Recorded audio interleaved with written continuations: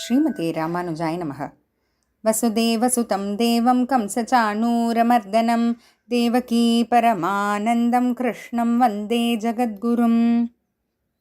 நாள்தோறும் பகவத்கீதையில் 3வது அத்தியாயத்தில் கடந்த சில ஸ்லோகங்களாக நம்ம லோக சங்கிரகம் அப்படின்ற ஒரு விஷயத்தை பற்றி பார்த்துட்டு வரோம். அதாவது ஒருத்தருக்கு ஞானயோகம் அப்படின்ற ஒரு பெரிய விஷயம் பண்ண முடியும்னா கூட உலக மக்கள், எளிய மக்கள் எல்லாருனாலையும் என்ன பண்ண முடியுமோ அவங்களால கர்மயோகம் பண்ண முடியும் அப்படின்ற ஒரு காரணத்தினால அந்த பெரியோர்களும் அதையே கடைப்பிடிச்சா எல்லாரும் அவங்க வழி போய் ஈஸியாக சுலபமாக அந்த கர்மயோகத்தை அவங்களும் பின்தொடர்ந்து நல்லது அடைவாங்க அப்படின்றது அந்த லோக சங்கிரகம்ன்ற விஷயம். இது பகவான் அவர் தன்னையே எடுத்துக்காட்டா வேற சொல்கிறாரு. ஏன்னா எந்த ஒரு கர்மமும் செய்ய தேவையில்லாத பகவானே அவதாரங்கள் எடுக்கும்போது அந்த அவதாரத்துக்கு தகுந்த மாதிரி செய்ய வேண்டிய கடமைகளை செய்யறார். இப்போது அதை அடுத்து 25வது ஸ்லோகத்தில் பகவான் மேலும் சொல்கிறார், சக்தா கர்மண்ய வித்வாம்சஹ யதா குர்வந்தி பாரத குர்யாத் வித்வாம்ஸ் ததா சக்தஹ சிகீர்ஷுர்லோக சங்கிரகம். அவித்வாம்சகனா முழுமையாக ஆத்ம ஞானம் அடையாதவங்க, ஆனால் ஏதோ கர்மயோகம்ல பண்ணணுன்ற ஆசை இருக்கிறவங்க, பகவான் அடையணும் கர்மயோகம் அதுக்காக செய்யணுன்ற அந்த ஆசை இருக்கிறவங்க, ஆனால் இன்னும் அந்த ஸ்டேஜுக்கு வரல. கர்மணி சக்தாகா, அவங்க என்ன செய்வாங்க, அவங்க கர்மயோகத்தை ஏதோ அவங்களால முடிஞ்ச அளவுக்கு அப்படி சொன்னபடி அவங்களால செய்ய முடியலன்னா ஏதோ செய்யணும் அப்படின்ட்டு அவங்க செய்கிறாங்க. ஏதோ கொஞ்சம் அதில் பற்றுதல் இருந்தால் கூட யதா குர்வந்தி, இப்படி இந்த மாதிரி எளிய மக்கள், சாமானிய மக்கள்லாம் எப்படி செய்கிறாங்களோ, இதை கர்மயோகத்தை செய்கிறாங்களோ, குர்யாத் வித்வாம்சக, நல்ல ஞானயோகிகளுக்கு தகுதி இருக்கிறவங்க கூட அதே கர்மயோகத்தை செய்யணும். ததா சக்தாக, ஆனால் அவங்க பற்று இல்லாமல் செய்வாங்க. ஏன்னா அவங்க ஞான யோகத்தையே செய்யக்கூடிய அளவுக்கு அவங்களுக்கு அந்த தகுதி, அந்த நிலை இருக்குங்கும்போது கர்மயோகத்தை கண்டப்ப பற்று இல்லாமல் தான் அவங்க செய்வாங்க. லோக சங்கிரகம் சிகீர்ஷுஹு, அதாவது தான் மட்டும் உயரணும்னு இல்லாமல் உலகத்தவர்கள் எல்லாரையும் தன்னோடு சேர்த்து உயர்த்தணுன்ற ஆசை இருக்கிறவங்க இந்த மாதிரி செய்வாங்க.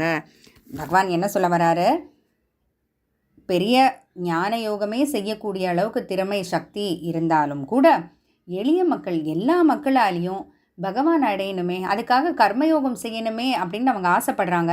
ஆனால் அவங்களுக்கு எடுத்துக்காட்டாக யாராச்சும் இருக்கணும் இல்லையா, யாரையான பார்த்து பின்தொடர்றதுக்கு இருக்கணும். அதுக்காக இந்த மாதிரி பெரிய பெரியவங்க ஞானயோகிகளாக இருக்கக்கூடிய அளவுக்கு தகுதிகள் இருந்தாலும் கூட எளிய மக்களுக்காக வேண்டி அவங்க கர்மயோகத்தை பின்தொடர்ந்தாங்கன்னா எல்லா மக்களும் அவங்கள பார்த்து அவங்களும் கர்மயோகத்தை செஞ்சு நல்ல பலன் அடைவாங்க, பகவான் அடைவாங்க அப்படின்றத பகவான் இதில் சொல்ல வராரு.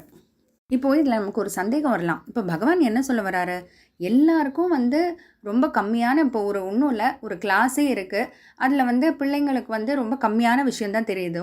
அப்போ வாத்தியார் என்ன செய்யணும், நான் பெரிய பெரிய படிப்பெல்லாம் படிக்கிறத விட்டு அந்த பிள்ளைங்க அளவுக்கு தான் அவர் இறங்கி படிக்கணுமா, அதுக்கு மேலே அவர் படிக்கக்கூடாதுன்னா பகவான் இங்கே படிக்கக்கூடாதுன்னு சொல்ல வரல. வாத்தியாருன்றது நிறைய விஷயம் தெரிஞ்சிருக்கணும், மேலும் மேலும் படிச்சுட்டே தான் இருக்கணும். ஆனால் பிள்ளைங்களுக்கு அவங்க அறிவு எவ்வளவோ, அவங்களுக்கு எவ்வளோ புரிஞ்சுக்க முடியுமோ அந்த சக்தி ஆற்றலுக்கு தகுந்தா போல் இறங்கி சொல்லி கொடுக்கணுன்ட்டு பகவான் சொல்கிறாரு. அதே போல் அர்ஜுனா நீ உனக்கு தகுதி இருந்தாலும் நீ உன்னை இறக்கிக்கோ, எல்லாருக்கும் நீயும் கீழே இறங்கிடுன்ட்டு பகவான் சொல்ல வரல. ஏன்னா இந்த இடத்துல பார்த்தீங்கன்னா கர்மயோகம் ரொம்ப தாழ்ந்தது, ஞான யோகம் தான் சிறந்ததுன்னா கிடையவே கிடையாது. ரெண்டுமே சமமானது தான். ஆனால் கர்மயோகம் ஞான யோகத்தோடு செய்யறதில் எளிது, சுலபமாக செய்யக்கூடியது கர்மயோகம். ஏன்னா நம்ம பிறந்ததுலேருந்தே செயல்கள் மூலமாக தானே எல்லாமே செஞ்சுட்டு வரோம்.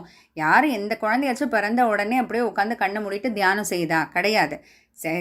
எழுந்த உடனே என்ன செய்யுது, அழுவுது, பால் குடிக்குது, தூங்குது, எல்லாமே செயல்களே செஞ்சு செஞ்சு பழகினால செயல் இருக்கக்கூடிய கர்மயோகத்தை செய்யறது சுலபமாக இருக்கும்ன்றதுனால தான் பகவான் அர்ஜுனனை கர்மயோகம் செய்ய சொல்கிறாரு. அது மட்டும் இல்லை, இப்போ ஒன்றும் இல்லை, நம்ம ஆண்டாள் அம்மாவே பாருங்கள், ஆழ்வார்கள்லாம் ஆண்டாள் அம்மா தான் ஒரே பெண் ஆழ்வார். அவங்க என்ன, அவங்க திருப்பாவை 30 பாட்டில் ஏதோ பெருசு அஷ்டாங்க யோகம், நியமம், யமம் அதை பற்றிலாம் பேசியிருக்காங்கன்னா அதெல்லாம் இல்லை, ரொம்ப சுலபமாக எல்லாராலையுமே இருந்த இடத்துல இருந்து எளிமையாக செய்யக்கூடிய, வாயினால் பாடி மனத்தினால் சிந்திக்க தூமலர் தூவி தொழுதுன்னு வாயால் பகவானுடைய நாமங்களை பாடு, நாம சங்கீர்த்தனம் பண்ணு, மனசால நினச்சிக்கோ பகவானை, மலர்கள் இருக்கா, அந்த பூவெல்லாம் பறித்து பகவானுக்கு போடு அப்படின்ட்டு எல்லாராலையும் செய்யக்கூடிய ஒரு விஷயத்தை தான் ஆண்டாள் அம்மாவே சொல்லியிருக்காங்க. அதைத்தான் பகவான் இங்கே சொல்கிறாரு. உன்னை இறக்கிக்கோன்னு பகவான் சொல்ல. நீ எவ்வளவோ விஷயங்கள் உனக்கு தெரிஞ்சிருக்கலாம். ஒரு டீச்சராக இருக்கக்கூடியவங்க மேலும் மேலும் அறிவை தான் வளர்த்துக்கணும். ஆனால் அந்த ஸ்டூடெண்ட்டுக்கு இறங்கி வந்து சொல்லிக் கொடுக்கணும் இல்லையா?